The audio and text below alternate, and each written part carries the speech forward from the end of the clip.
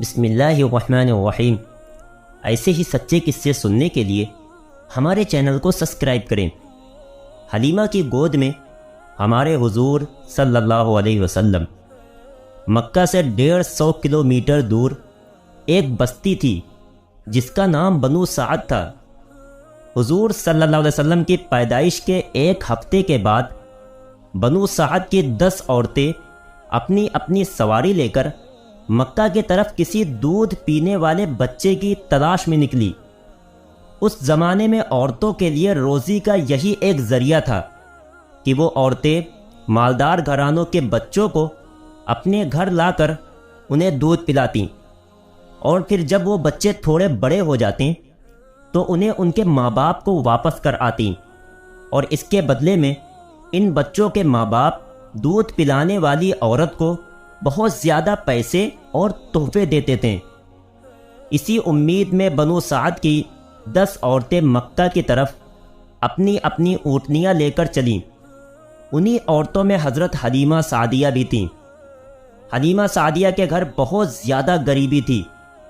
ان کے شوہر کو کوئی کام نہ ملتا، صرف بکری چرا کر انہی کے دودھ پر دن رات گزارا ہوتا تھا۔ حلیمہ سعدیہ کے گھر میں ایک اونٹنی بھی تھی، لیکن وہ بہت زیادہ کمزور ہو چکی تھی، کیونکہ بنو سعد قبیلے میں گھاس بھی بہت کم اگتی تھی، اس لیے جانوروں کو بھی صحیح سے چارہ نہیں مل پاتا تھا۔ حلیمہ سعدیہ اپنی اسی کمزور اونٹنی کو لے کر مکہ کی طرف ان 10 عورتوں کے ساتھ چل پڑیں، تاکہ انہیں بھی کوئی دودھ پیتا بچہ مل جائے، جس کی وجہ سے ان کے گھر میں بھی 4 پیسے آنے لگیں۔ حلیمہ سعدیہ کے ساتھ ان کا ایک دودھ پیتا بچہ اور ان کے شوہر تھے۔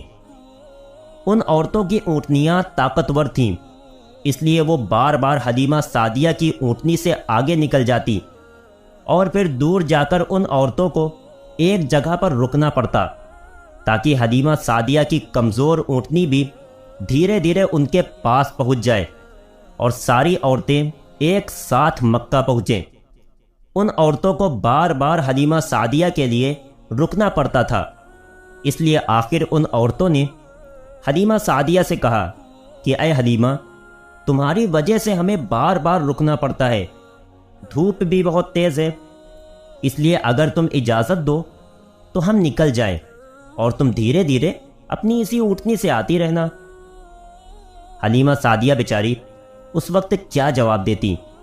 انہوں نے کہہ دیا کہ ہاں ٹھیک ہے، تم لوگ میری وجہ سے پریشانی مت اٹھاؤ، جاؤ تم سب نکل جاؤ، میں اپنے شوہر کے ساتھ دھیرے دھیرے پیچھے آ رہی ہوں۔ 2 دن کے سفر کے بعد یہ 9 عورتیں پہلے ہی مکہ پہنچ گئیں، اور مکے میں جتنے بھی مالدار گھرانے تھے ان کے گھروں سے کوئی نہ کوئی دودھ پینے والا بچہ لے لیا۔ روایتوں میں آتا ہے کہ یہ 9 عورتیں سب سے پہلے ہمارے حضور صلی اللہ علیہ وسلم کے گھر آتیں، لیکن جب معلوم ہوتا کہ اس بچے کا باپ نہیں ہے اور یہ بچہ یتیم ہے تو وہ اسے لینے سے انکار کر دیتی اور کہتی، ارے ہم اتنی دور سفر کر کے اس لیے آئے ہیں تاکہ بچے کے باپ سے ہمیں کچھ پیسے اور خرچہ مل جائے، یہ بچہ تو یتیم ہے، اس لیے ہمیں کیا ملے گا۔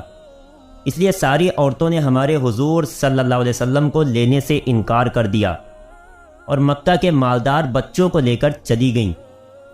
جب سبھی عورتوں نے حضور صلی اللہ علیہ وسلم کو لینے سے انکار کر دیا تو یہ بات حضرت آمنہ کے دل کو لگی، اور وہ اکیلی گھر میں بیٹھی اپنے اس بچے کو دیکھ دیکھ کر رونے لگیں، اور دل ہی دل سوچنے لگیں کہ اے کاش آج میرے معصوم بچے کے باپ زندہ ہوتے تو میرے بچے کو کوئی عورت اپنے گھر لے جاتی، اے کاش میرے شوہر زندہ ہوتے تو وہ میرے بچے کو گود میں لے کر بازاروں میں گھماتے اور اسے اچھے اچھے کھلونے دلاتے۔ حضرت آمنہ کے آنسو دیکھ کر شاید اس وقت اللہ تعالیٰ حضرت آمنہ سے کہہ رہے ہوں گے کہ اے آمنہ، تم پریشان کیوں ہوتی ہو؟ اس بچے کے باپ اسے کھلونا لے کر نہیں دے پائے تو کیا ہوا؟ اس بچے کی تو ایسی شان ہوگی کہ میں آسمان کے چاند کو اس بچے کے لیے کھلونا بنا دوں گا، اور وہ انگلیوں کے اشارے سے چاند کے 2 ٹکڑے کر دے گا۔ اے آمینہ، اس بچے کے باپ اسے کیا بازاروں کی سیر کرواتے ہیں، آنے والے وقت میں دیکھنا میں اس بچے کو آسمانوں پر بلا کر جنت کی سیر کرواؤں گا۔ حضرت آمینہ خاموش پریشان بیٹھی تھیں اور شاید یہی سب باتیں سوچ رہی تھیں۔ حضرت عبد المطلب کو بھی جب اپنے پوتے کے بارے میں یہ خبر ہوئی کہ کسی عورت نے بھی میرے پوتے کو قبول نہیں کیا ہے، سب نے لینے سے انکار کر دیا ہے، تو ان کے بھی دل پر ایک چوٹ لگی اور دل ہی دل سوچنے لگے کہ اے کاش میرا بیٹا عبداللہ زندہ ہوتا تو آج میرے پوتے کو یہ دن نہ دیکھنا پڑتا۔ شام کا وقت ہو چکا تھا۔ حلیمہ سعدیہ اسی وقت مکہ پہنچی تو انہیں معلوم ہوا کہ اب مکہ میں کوئی مالدار گھرانے کا بچہ نہیں بچا ہے۔ ان سبھی عورتوں نے ہر ایسے بچے کو لے لیا ہے جس کا باپ مالدار ہو۔ حلیمہ سعدیہ تلاش کرتی ہوئی حضرت آمینہ کے گھر پہنچی اور دروازہ کھٹکھٹایا۔ پوچھنے پر بتایا کہ میں دودھ پلانے والی ہوں، دیہات سے آئی ہوں، بچہ چاہیے۔ حضرت آمینہ نے سوچا کہ یہ عورت بھی ابھی میرے بچے کو دیکھ کر منع کر دے گی کہ میں اس یتیم بچے کو گود نہیں لیتی، لیکن پھر بھی اللہ نے ان کے دل میں بات ڈالی اور انہوں نے حلیمہ سعدیہ کو گھر کے اندر بلا لیا۔ حلیمہ سعدیہ کو بھی جب اس بات کی خبر ہوئی کہ بچہ یتیم ہے اور اس کا باپ نہیں ہے تو لینے سے انکار کر دیا اور واپس چلی گئیں۔ انہیں کوئی بھی بچہ نہیں ملا اور وہ اپنے شوہر کے پاس ایک خیمے میں پہنچی۔ شوہر نے پوچھا کہ اے حلیمہ کیا ہوا، کوئی بچہ نہیں ملا؟ حضرت حلیمہ نے جواب دیا کہ نہیں، ہم دیر سے پہنچے، اس لیے مکہ کے سارے بچے ان عورتوں نے لے لیے اور میری قسمت میں شاید کوئی بھی بچہ نہیں ہے، لیکن ہاں ایک گھر میں گئی تھی تو وہاں ایک یتیم بچہ تھا، اس کا باپ مر چکا ہے، تو اس سے ہمیں کیا ملے گا؟ جب باپ ہی نہیں تو پھر ہمیں پیسے اور تحفے کون دے گا؟ اس لیے میں نے اس بچے کو لینے سے انکار کر دیا۔ رات کا وقت تھا، دونوں میاں بیوی خاموش بیٹھے تھے۔ حضرت حلیمہ کی گود میں جو بچہ تھا وہ بہت زیادہ رو رہا تھا کیونکہ وہ 2 دنوں سے بھوکا تھا، اور حضرت حلیمہ کے سینے میں بالکل بھی دودھ نہیں بچا تھا کیونکہ حضرت حلیمہ نے بھی کئی دنوں سے کچھ نہیں کھایا تھا، اس لیے بھوک کی وجہ سے ان کے سینے میں بھی دودھ آنا بند ہو گیا تھا۔ اچانک خاموشی توڑتے ہوئے ان کے شوہر نے اپنی بیوی حلیمہ سے کہا کہ اے حلیمہ، ویسے بھی ہمیں کوئی بچہ نہیں ملا ہے اور ہم اتنی دور کا سفر کر کے مکہ آئے ہیں، کل صبح ہمیں واپس جانا ہے، اس لیے میں مناسب سمجھتا ہوں کہ تم جاؤ اور اسی یتیم بچے کو لے آؤ۔ چلو ہمیں کچھ پیسے نہیں ملیں گے تو کیا ہوا، کم سے کم اللہ کی طرف سے کچھ ثواب ہی مل جائے گا کہ ہم نے ایک یتیم بچے کو پالا۔ خالی ہاتھ گھر لوٹتے ہوئے مجھے اچھا نہیں لگ رہا ہے۔ حضرت حلیمہ نے کہا کہ بات تو آپ صحیح کہہ رہے ہو، ٹھیک ہے، میں ابھی جا کر اس بچے کو لے آتی ہوں۔ اور پھر حضرت حلیمہ بی بی آمینہ کے گھر پہنچے۔ یہ دیکھ کر حضرت آمینہ بہت زیادہ خوش ہوئیں کہ چلو میرے بچے کو کسی عورت نے قبول تو کیا۔ حضرت حلیمہ نے فرمایا کہ ذرا مجھے وہ بچہ تو دکھلاؤ۔ حضرت آمینہ نے زمین پر لیٹے ایک بچے کی طرف اشارہ کر دیا۔ حضور صلی اللہ علیہ وسلم کے اوپر اس وقت کپڑا پڑا ہوا تھا۔ حضرت آمینہ نے جیسے ہی وہ کپڑا ہٹا کر ہمارے حضور صلی اللہ علیہ وسلم کا چہرہ دیکھا تو ان کا دل دھک سے ہو گیا۔ حضور صلی اللہ علیہ وسلم نے مسکراتے ہوئے حضرت حلیمہ کی انگلی پکڑ لی۔ ایسا خوبصورت بچہ اور اس کی اتنی پیاری سی مسکراہٹ دیکھ کر حضرت حلیمہ خود پر قابو نہ کر سکیں اور اس بچے کو گود میں اٹھا کر سینے سے لگا لیا اور اس سے پیار کرنے لگیں۔ بچے کو سینے سے لگاتے ہی حضرت حلیمہ کو ایسی ٹھنڈک محسوس ہوئی کہ جو انہیں ساری زندگی میں نہیں مل سکی۔ پھر حضرت حلیمہ نے کہا کہ میں اس بچے کو ضرور لوں گی۔ حضرت آمینہ نے خوش ہو کر عبد المطلب کو بلوایا اور کہا کہ ایک عورت بچے کو لینے آئی ہے۔ یہ سن کر عبد المطلب بھی خوش ہوئے اور جلدی سے گھر پہنچے۔ حضرت حلیمہ سے پوچھا کہ تو کس قبیلے سے ہے؟ تو انہوں نے جواب دیا کہ بنو سعد سے ہوں۔ پھر پوچھا کہ تیرا نام کیا ہے؟ تو فرمایا کہ میرا نام حلیمہ سعدیہ ہے۔ یہ سن کر حضرت عبد المطلب نے خوش ہو کر کہا کہ واہ بھائی واہ، نیکی اور سادگی ایک ساتھ جمع ہو گئی۔ انہوں نے حضرت حلیمہ کی تعریف کی اور پھر فرمایا کہ تم میرے بچے کو لے جا سکتی ہو۔ حضرت حلیمہ جب بچے کو لے کر آگے بڑھنے لگیں تو رک کر حضرت آمینہ سے کہا کہ اے آمینہ، میں دیہات کی رہنے والی ہوں، میں نے آج تک اس جیسا خوبصورت بچہ دیہاتوں میں نہیں دیکھا۔ حضرت آمینہ نے کہا کہ اے حلیمہ، تم دیہات کی رہنے والی ہو اور میں شہر کی رہنے والی ہوں، میں نے آج تک اس جیسا بچہ شہروں میں نہیں دیکھا۔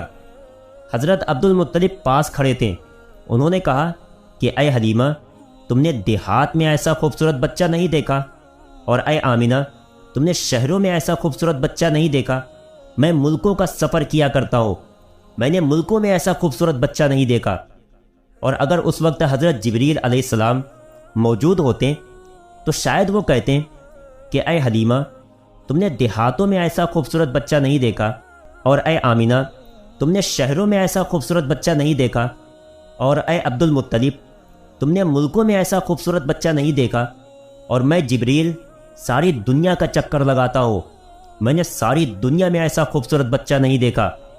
اور اگر اس وقت اللہ تعالیٰ سے کوئی پوچھتا تو شاید اللہ تعالیٰ فرماتے کہ میں اس بچے کا پروردگار، میں ساری دنیا کا مالک، بادشاہوں کا بادشاہ، میں اس بچے کی قسم کھا کر کہتا ہوں کہ میں نے ساری مخلوق میں اس بچے جیسا خوبصورت کسی کو پیدا ہی نہیں کیا۔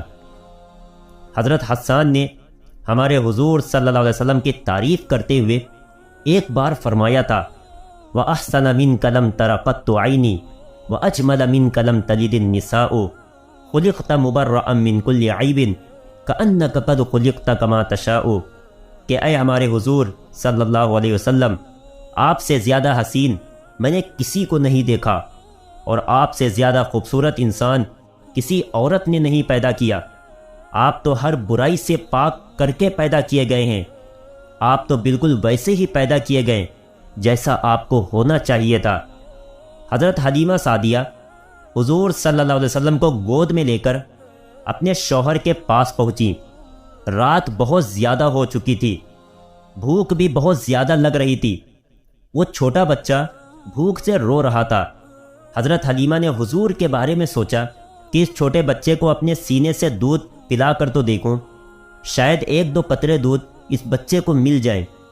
حضرت حلیمہ نے جیسے ہی حضور صلی اللہ علیہ وسلم کو اپنے سینے سے لگایا تو ان کے سینے میں دیکھتے ہی دیکھتے دودھ بھرتا گیا، اور حضور صلی اللہ علیہ وسلم نے پیٹ بھر کر دودھ پیا۔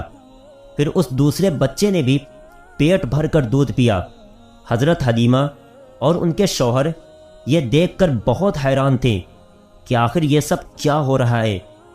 پھر حضرت حلیمہ نے اپنے شوہر سے کہا کہ آپ یہ برتن لو اور باہر ہماری جو اونٹنی کھڑی ہے اس کے تھنوں میں جا کر دیکھو، شاید تھوڑا بہت دودھ نکل آئے تاکہ ہم لوگ بھی کچھ دودھ پی لیں اور اپنی بھوک مٹا سکیں۔ شوہر برتن کو لے کر باہر اس کمزور اونٹنی کے پاس پہنچے تو دیکھ کر حیران رہ گئے کہ اس اونٹنی کے تھن دودھ سے بھرے ہوئے تھے۔ انہوں نے اس کا دودھ نکالنا شروع کیا اور پورا برتن بھر لیا۔ جب وہ دودھ لے کر حضرت حلیمہ کے پاس پہنچے تو حضرت حلیمہ بھی حیران رہ گئیں کہ ہماری اس کمزور اونٹنی کے اندر سے اتنا زیادہ دودھ کیسے نکلا۔ شوہر نے جواب دیا کہ اے حلیمہ، مجھے تو لگتا ہے کہ اس یتیم بچے کے ساتھ اللہ کی کوئی خاص مدد ہے، اسی لیے ہمارے ساتھ ایسے ایسے عجوبے ہو رہے ہیں۔ حضرت حلیمہ نے حضور صلی اللہ علیہ وسلم کو اپنے گلے سے لگاتے ہوئے کہا کہ ہاں، مجھے بھی لگتا ہے یہ میرا چاند سا پیارا بچہ ہمارے گھر کی ساری مصیبتوں کو ختم کر دے گا۔ سبھی لوگ دودھ پی کر سو گئے۔ صبح ہوئی تو شوہر نے اپنے قبیلے بنو سعد کی طرف لوٹنے کی تیاری شروع کر دی۔ وہ 9 عورتیں پہلے ہی جا چکی تھیں اور بہت دور نکل چکی تھیں۔ شوہر پہلے اونٹنی پر بیٹھ گئے اور پھر خود اپنی بیوی کو اپنے پیچھے اونٹنی پر بٹھایا۔ ہمارے حضور صلی اللہ علیہ وسلم اس وقت حضرت حلیمہ کی گود میں تھے۔ ان کے شوہر اونٹنی کو بار بار کھڑا کرنے کی کوشش کر رہے تھے، لیکن وہ اونٹنی اٹھنے کا نام ہی نہیں لے رہی تھی۔ پریشان ہو کر شوہر نیچے اترے تو وہ اونٹنی ایک دم سے کھڑی ہو گئی۔ شوہر بہت زیادہ حیران ہوئے اور پھر سے اونٹنی پر آگے بیٹھ کر اسے چلانے کی کوشش کرنے لگے، تو وہ پھر سے بیٹھ گئی اور اٹھنے کا نام نہیں لے رہی تھی۔ شوہر کو کچھ شک ہوا اور انہوں نے حضرت حلیمہ سے کہا کہ اے حلیمہ، تم اس بچے کو لے کر آگے بیٹھو اور میں تمہارے پیچھے بیٹھتا ہوں۔ حضرت حلیمہ حضور صلی اللہ علیہ وسلم کو لے کر جیسے ہی آگے بیٹھی تو وہ اونٹنی اٹھ کھڑی ہوئی اور اس نے زمین پر سر رکھ کر 3 بار سجدہ کیا اور اللہ کا شکر ادا کیا کہ تو نے مجھے حضور صلی اللہ علیہ وسلم کی سب سے پہلی سواری بنا دیا۔ اور پھر اس اونٹنی نے ایک دوڑ لگائی اور بہت تیز چلنے لگی۔ حلیمہ سعدیہ اور ان کے شوہر حیران تھے کہ یہ تو وہی اونٹنی ہے کہ جسے لے کر ہم آئے تھے اور جو چلنے کو ترستی تھی، اب اسے کیا ہو گیا ہے کہ یہ اتنی تیز دوڑ رہی ہے۔ کچھ ہی وقت گزرا کہ اس اونٹنی نے دوڑتے ہوئے ان 9 عورتوں کو پا لیا اور تیزی سے چلتے ہوئے ان کے پاس سے گزری۔